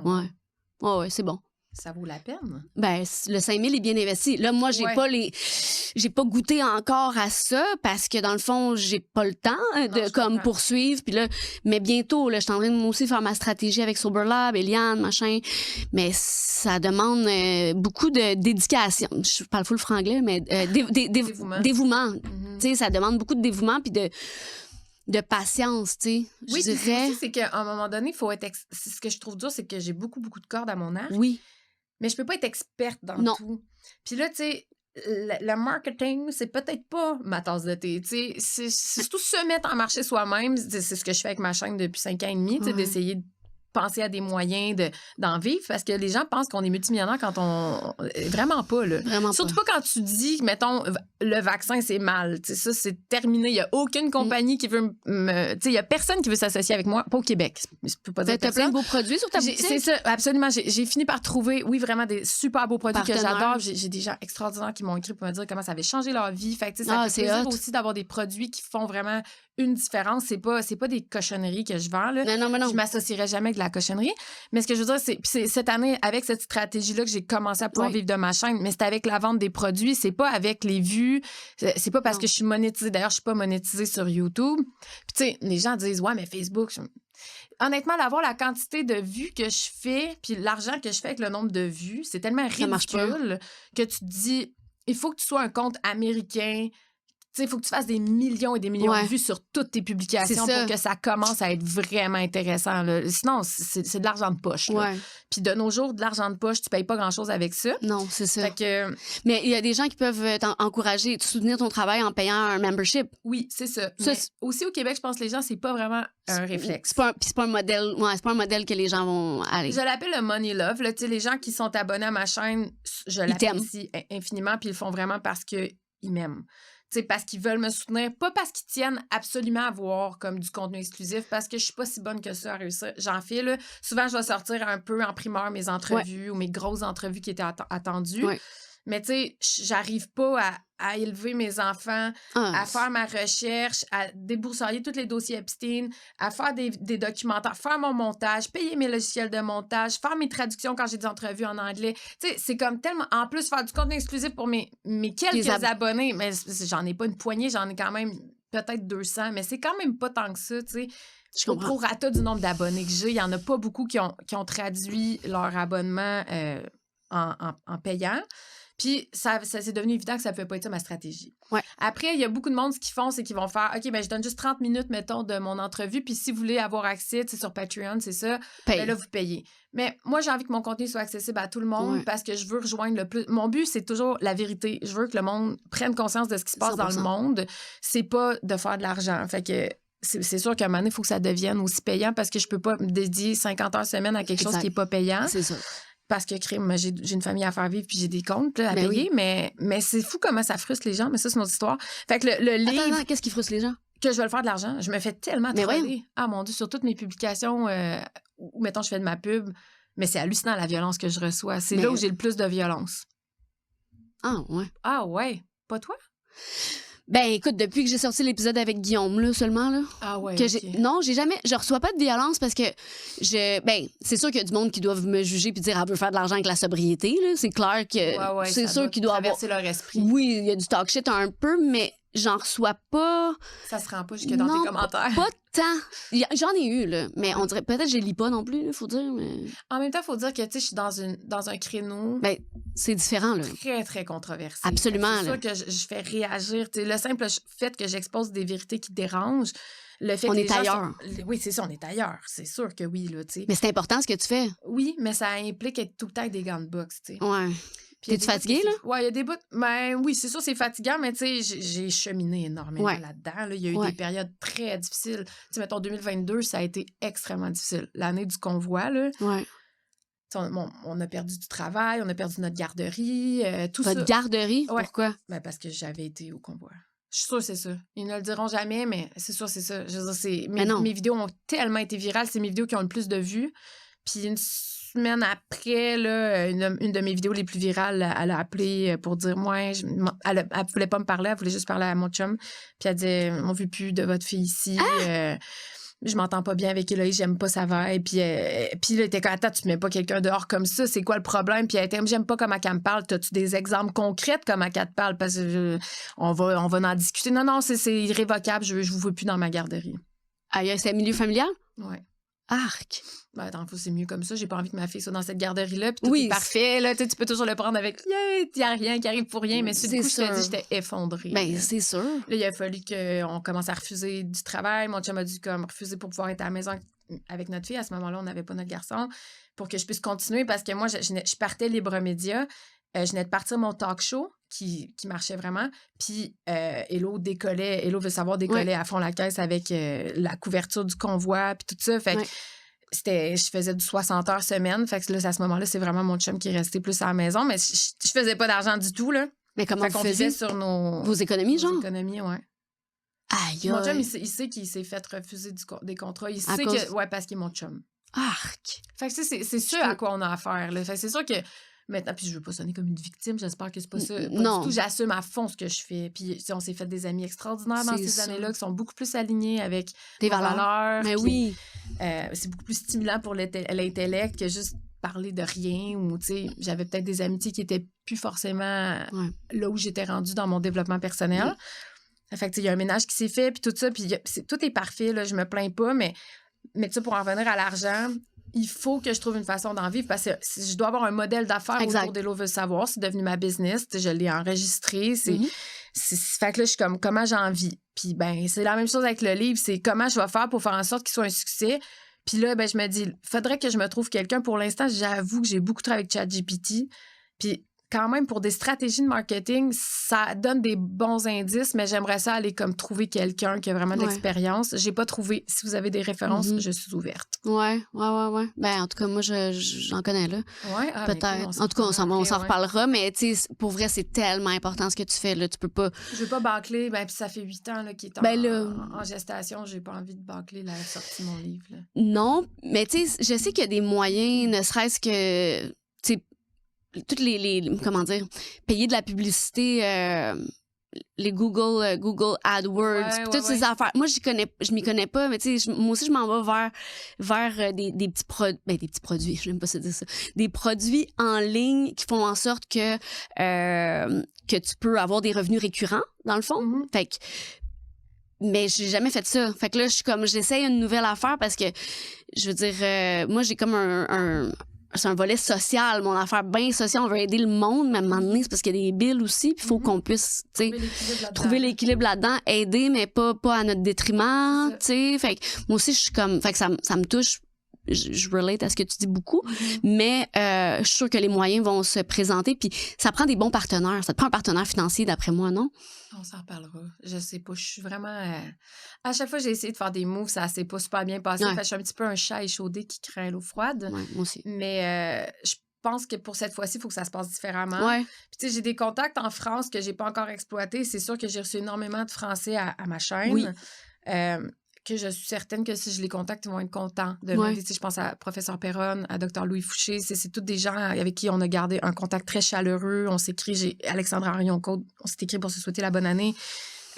Louis aussi. Fait que tu sais, je le sais que si je leur demande, hey, je veux venir en France, je veux lancer mon livre, j'aimerais savoir le contact de Carl Zéro. Tu sais, c'est quelqu'un qui dénonce les mêmes choses que moi, mais il y a 2 million d'abonnés. Puis, bon, fait que comment je vais faire, c'est ça, mais prendre le temps de trouver des contacts, d'écrire, de créer le lien. Tout ça, c'est long, là. Fait que là, je vais probablement demander à quelqu'un, au moins une assistante, là. Ouais. Un bras droit pour quelques heures semaine qui va m'aider à débourrer un peu. Et puis, pendant ce temps-là, les messages s'accumulent. Là, j'ai tellement de messages. J'ai pas le temps de répondre.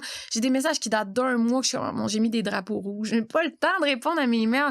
Les gens réalisent pas non plus. Il y a du monde qui m'envoie des vidéos sans arrêt, là. Du contenu, genre du contenu qu'il faut... puis peux-tu investiguer ça? Mais je suis pas ChatGPT, là, je suis pas l'extension de toi-même qui va aller faire des recherches. Genre, j'ai déjà comme des dossiers jusqu'à encore 6 mois que je veux investiguer, là.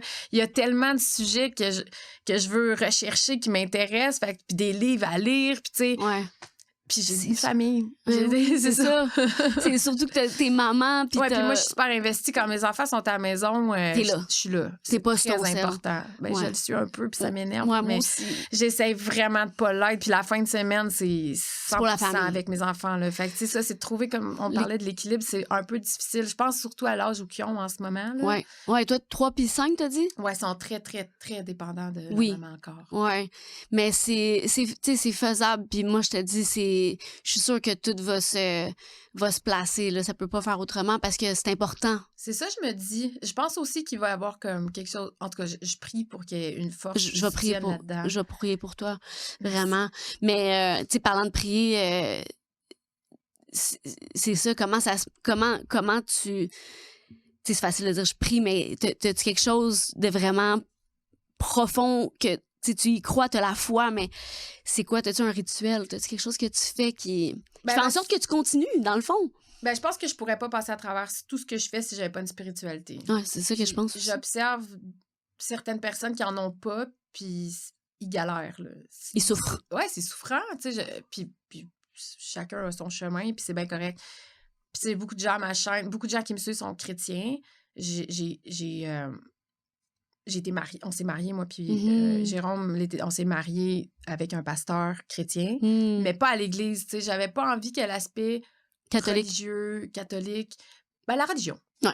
Parce que la religion, malgré tout ce que les gens me diront, parce que comme je dis, j'ai beaucoup de gens qui me suivent qui sont très croyants, moi, c'est pas mon chemin à moi. J'y crois pas. Pour moi, c'est une forme de contrôle.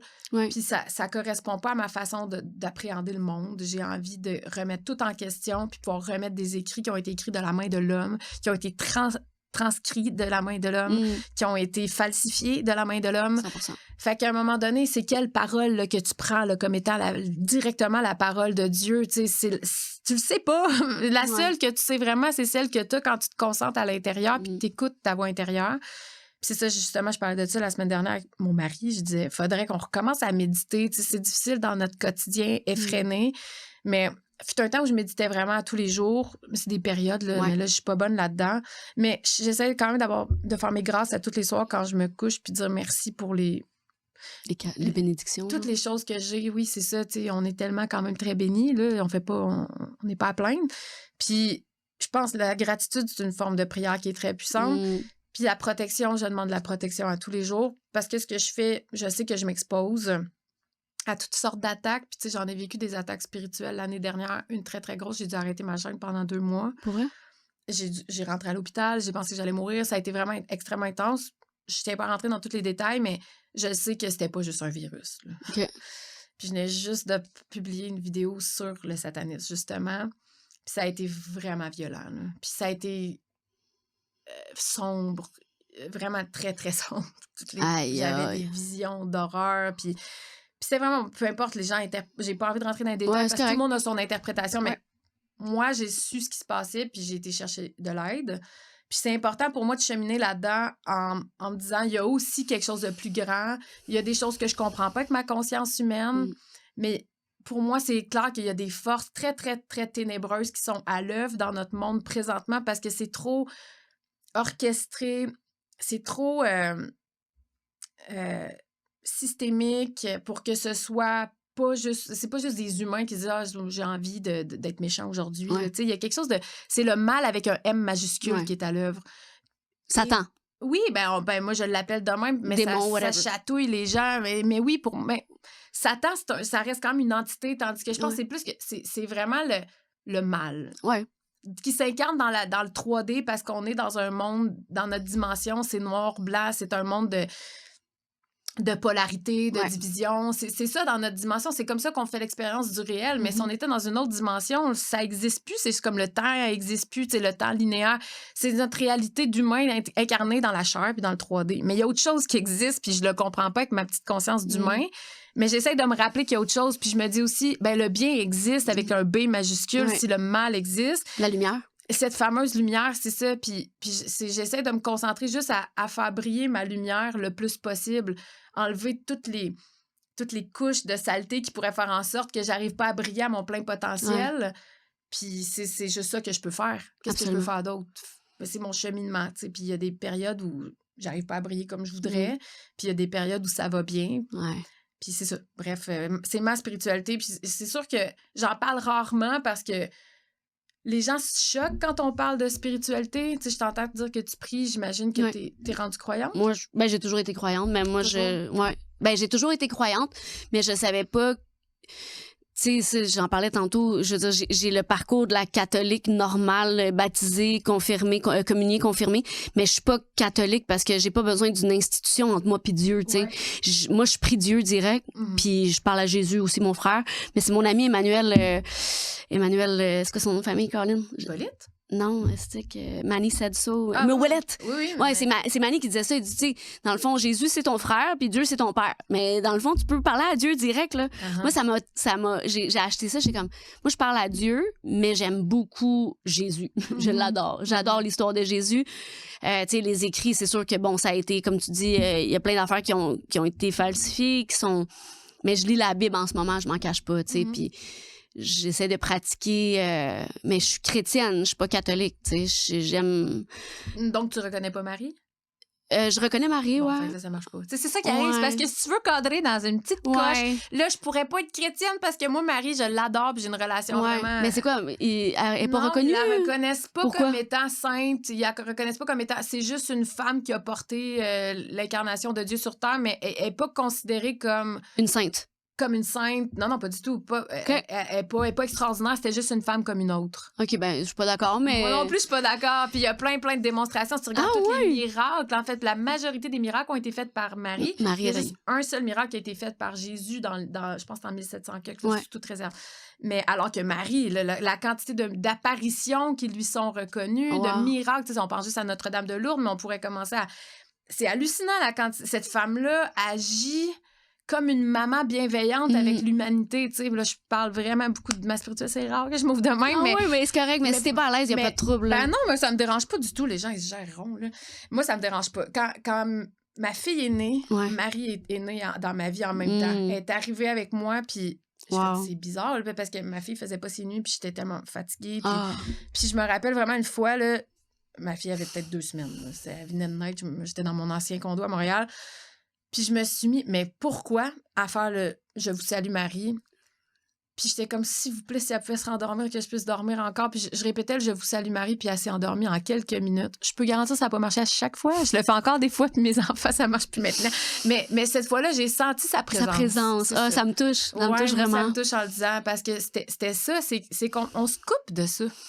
On se coupe de ce contact avec quelque chose de mystique, de plus grand. Oui. Puis le réel, il est dur si tu te coupes de ça. Absolument. Fait allons-y, profitons de cette possibilité-là d'aller chercher ces outils. Puis si je l'ai inventé avec ma conscience éthérée, puis que c'était... Ben tant mieux parce que c'était vraiment puissant, puis ça a fait en sorte que ma fille s'est rendormie, puis j'ai dormi. Exact. Je m'en fous, là. Rendu là, comment ça s'est passé, on s'en fout un peu. Exact. Mais la présence divine, tu sais, c'est ça...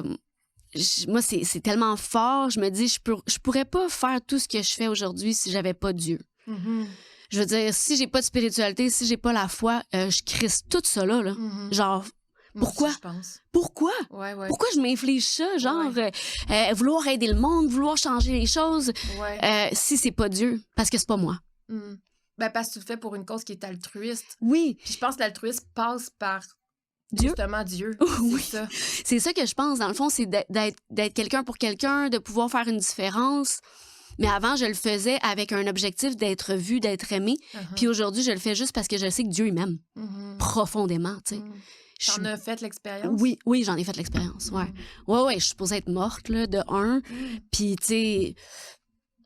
Dans ton alcoolisme que tu t'es... Dans l'alcoolisme, ouais, accident d'auto en état d'ébriété. Mais, tu sais, moi, j'ai passé ma vie en état d'ébriété, en blackout, à faire des choses que j'aurais...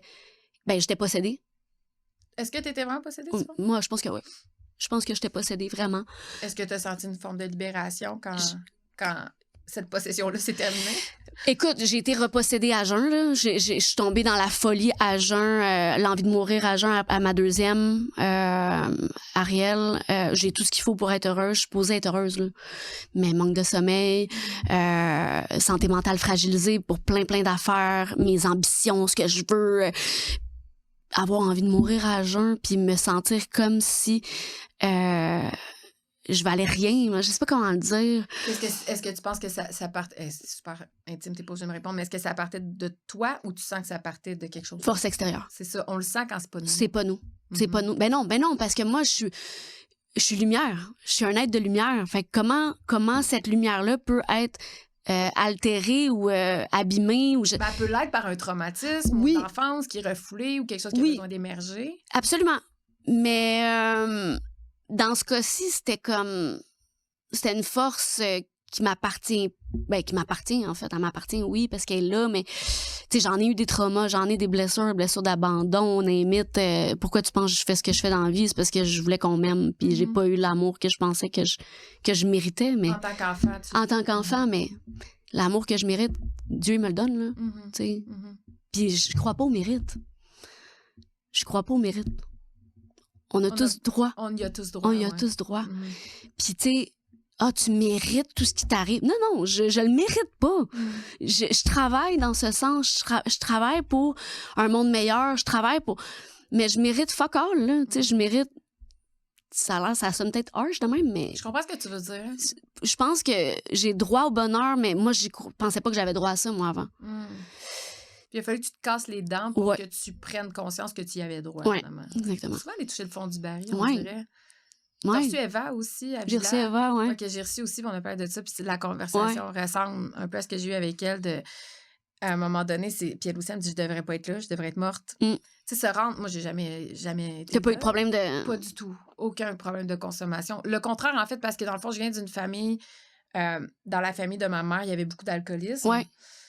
Puis avoir vu ça, elle a 2 frères, donc j'ai 2 oncles qui sont décédés très jeunes là, à cause de la maladie. Conséquences d'avoir trop bu toute leur vie, d'avoir scrappé complètement leur santé. Aïe, aïe. Il y en a même un qui avait été amputé des 2 jambes. Aïe, aïe. Puis là, bon, il a continué à vivre pendant un bout de temps, mais tu sais, c'était vraiment...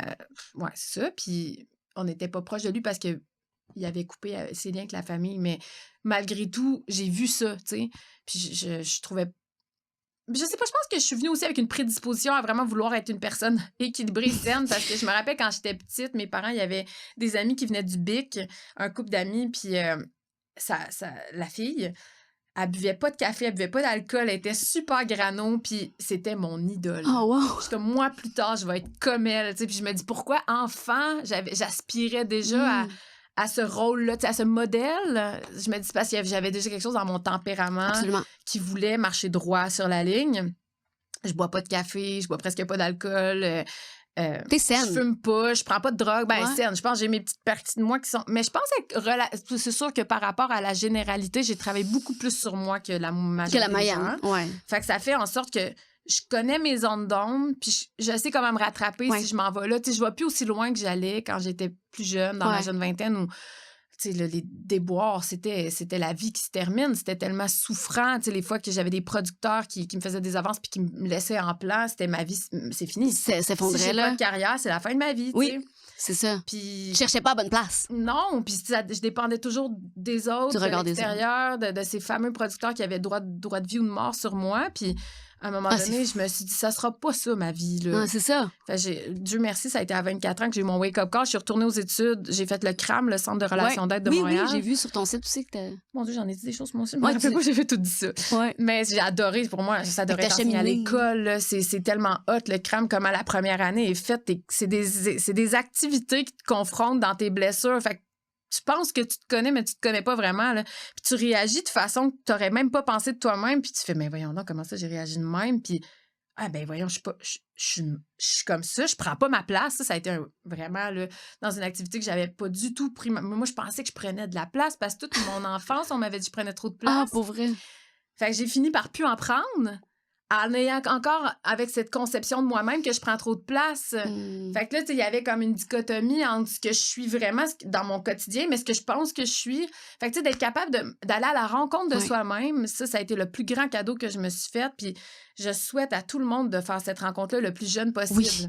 Il y avait vraiment beaucoup de gens dans le cours qui étaient plus vieux, 40, 50, 60 ans, qui me disaient, si j'avais fait ça à ton âge, comment j'aurais pas eu la même vie? Puis je me dis, je suis contente de m'être offert ça. Tellement. J'ai vite réalisé que je voulais pas être thérapeute en relation d'aide. Je me vois pas être thérapeute. Mais ça me sert énormément dans ce que je fais avec l'animation, d'être à l'écoute des autres, d'être sensible aux autres, d'avoir, je pense, je l'ai toujours eu, cette sensibilité à l'humain. Mais c'est sûr que j'ai eu un intérêt vraiment à me connaître assez pour être capable d'être en relation avec les autres de façon authentique puis pas dans un personnage, en jouant des masques. Ça m'intéresse pas, ça. Non, moi non plus. C'est ça. Ça fait des relations. Peut-être j'en ai moins. Je peux pas dire que j'ai des tonnes d'amis. Moi non plus. Mais mes amitiés, c'est des amitiés auxquelles je tiens, qui sont vraiment de plus en plus solides. Et significatives. Ouais, je te file, je t'entends. C'est difficile en vieillissant de... C'est ça, le côté amical. Moi, j'ai plus vraiment de monde autour de moi tant que ça, mais ceux qui sont là sont là. Oui, c'est ça, tu sais. Mais j'avais lu ou entendu que les gens qui ont moins d'amis c'est ça plus intelligent. Mais c'était une affaire, j'étais comme, c'est intéressant parce que. Ils ont moins d'amis, ils sont plus intelligents. Oui, okay. ben parce qu'en fait, plus intelligents émotionnellement parce qu'ils ont moins besoin de tu sais, de se faire cheerer puis de se faire. Ouais, ça fait comme, tu sais, on s'auto-gère, tu sais. On s'auto-régule, puis... Mais j'étais comme, c'est pas fou, mais ça tire déjà à sa fin, ma chère. Je suis comme triste. Beaucoup, oui! Combien de temps? Ça fait une bonne heure et quart, genre. Ah, OK, c'est bon. Mais c'est correct. C'est juste plein d'affaires. C'est juste que moi, je me canne beaucoup d'invités. Je devrais plus faire ça. Je devrais m'en mettre 2 au lieu de 3, mais regarde. Tu fais ce que t'as à faire. Je fais ce que je peux. Ouais, c'est ça. On fait tout le mieux. Qu'est-ce que je te souhaite pour... qu'est-ce que tu te souhaites, mettons? Ben, pour cette année ou pour aujourd'hui? Aujourd'hui, dans de pas avoir de trafic en rentrant. Ouais. Pour cette année? Oui, cette année. Ben, c'est sûr que j'aimerais que mon livre soit un succès. Ouais. Ben, on n'a pas parlé du thème, mais le thème, c'est vraiment de dénoncer ce qui se passe de sale derrière l'industrie du divertissement. C'est une fiction, mais sur base factuelle. Fait que c'est comme un Dan Brown un peu. Là, sans la prétention d'avoir la plume de Dan Brown, mais ça se veut un thriller.